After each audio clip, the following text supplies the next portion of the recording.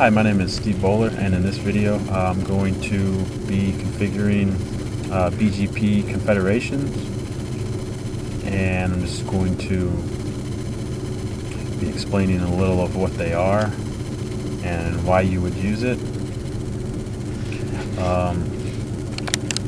In the example in the lab we have here going, we have a customer router who's in Autonomous System 100, and then we have the ISP that the customer is connected to, which is in Autonomous System 200. And you can also see here we have these other autonomous systems that we've assigned, and I'm going to talk to you a little about those autonomous systems. Those autonomous systems there are private autonomous system numbers. Just like you have public and private IP addresses, you have, public and private autonomous systems,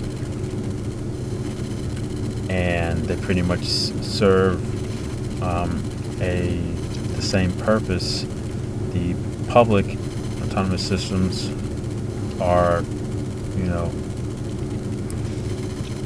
routable, and the private autonomous systems are stripped off once they leave the autonomous system that they are a member of.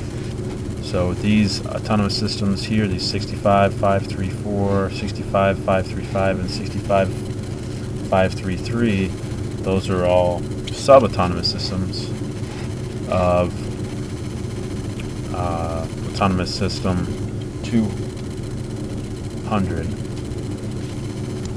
And these are the confederations within AS200. So to the outside world, if we were at the customer router, what we peer with is we don't peer with these confederation, these sub-autonomous systems in ISP1. We actually peer with the AS200. And the reason why you use confederations, say you got a usually they're found in very large transit autonomous systems like ISP networks, and they're used in the same way as route reflectors are. They minimize the number of IBGP peers that you have to have, and they do that by breaking the autonomous system into sub-autonomous systems.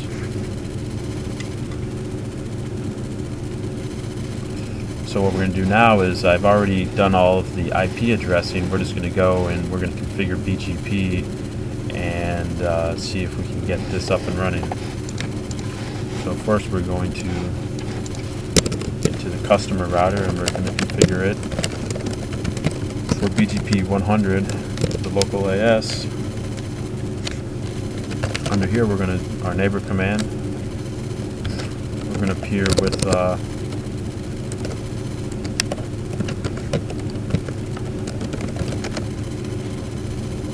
ISP1R1.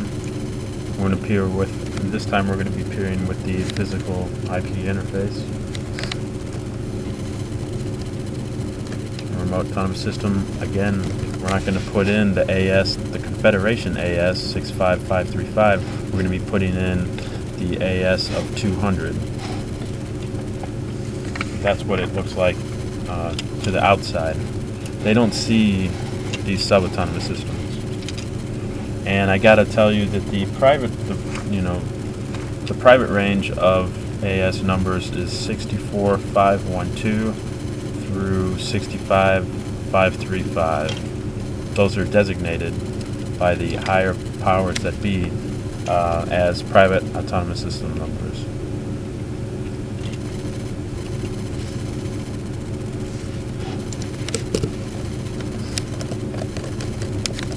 We're going to go ahead and put in our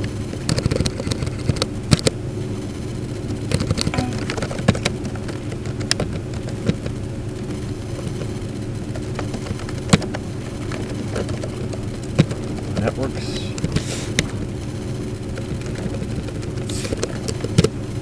0.0, 0.0, and what we're going to do is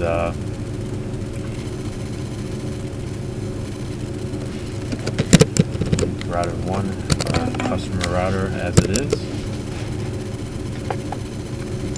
We're going to go into ISP1 router 2. We're going to start up here on the top right. We're going to configure router 2 with BGP.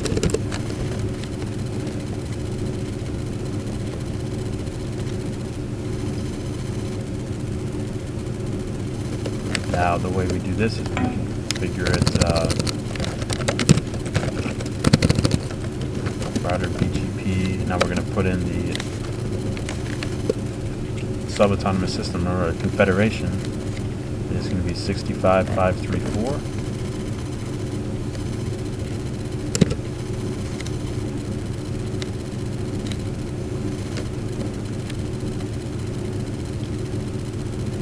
And we have to put in the following command: BGP confederation identifier. And what this command does is it tells the router that it is a member of a confederation and the confederation ID, which in this case is 1200. I'm sorry, not 1200. In this case, our confederation ID is 200. And then the other important BGP confederation command that we need to put in here is the BGP confederation peers command.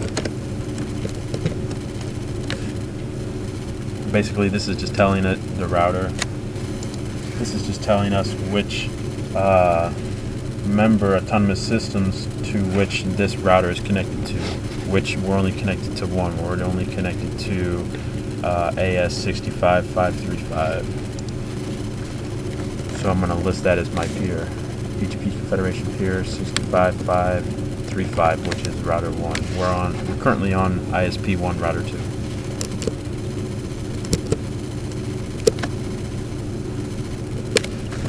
And we go ahead and put in my neighbor statement. I'm just going to peer to the physical interface IP 192.168.1.0. I'm sorry, 1.1.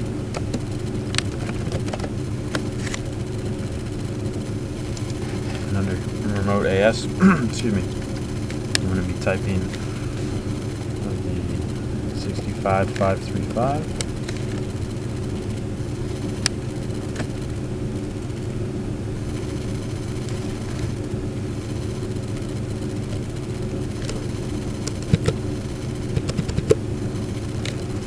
And then I'm going to also put in my network statement here. Then I'm going to be advertising to the world.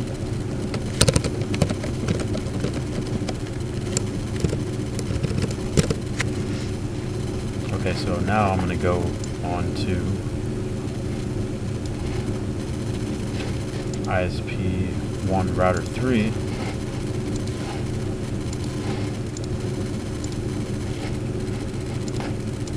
Down here in the bottom right, I'm going to save the ISP1 router 1 that has the most configuration. I'm going to save that for last.